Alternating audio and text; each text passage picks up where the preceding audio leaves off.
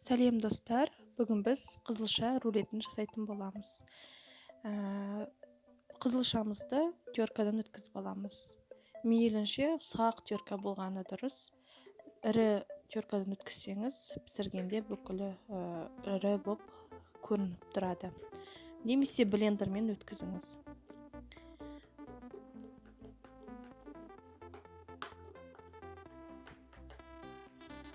Өткізіп алдық.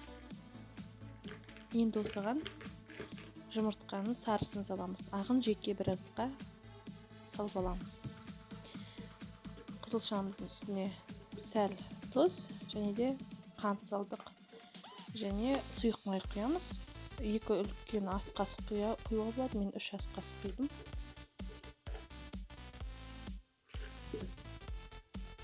Одан соң көп ұн қоспаймыз. Бір 40-50 граммдай ұн қосамыз. Ағы мен сарысын ажыратамыз. Ағын жеке бір ыдысқа.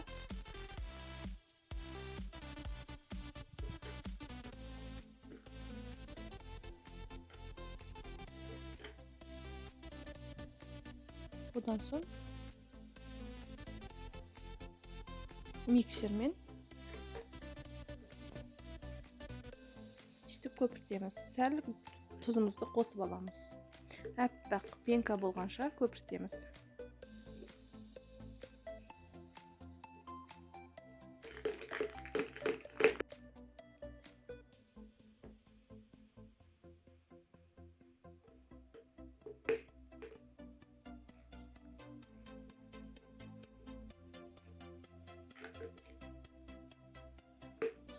Дайын болды. Пенкамыз осыны 2-ге бөліп араластырып аламыз.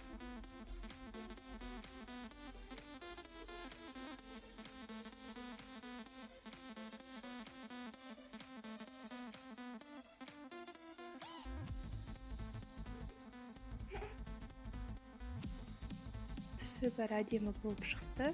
Енді осыны духовканы қыздырып қоямыз. Противенге құйып, су қылдырып төпішті формада жасап аламыз.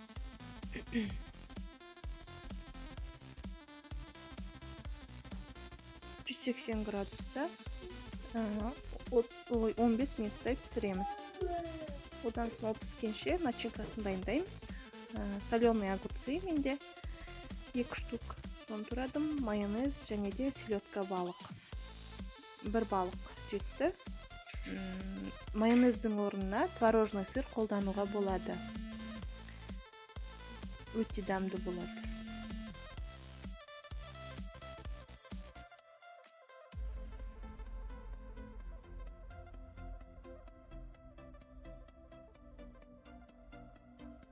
Рулетіміздің үстіне начинкамызды саламыз. Менде начинкасы сәл аздау болып кетті. Көп қолдырсаңыздар өте жақсы. Одан соң селедка балығымызды қоямыз. Түсі өте әдемі болды. Дастарханның сәнін келтіреді. Сұрақтарыңыз болса комментарийға жазыңыздар.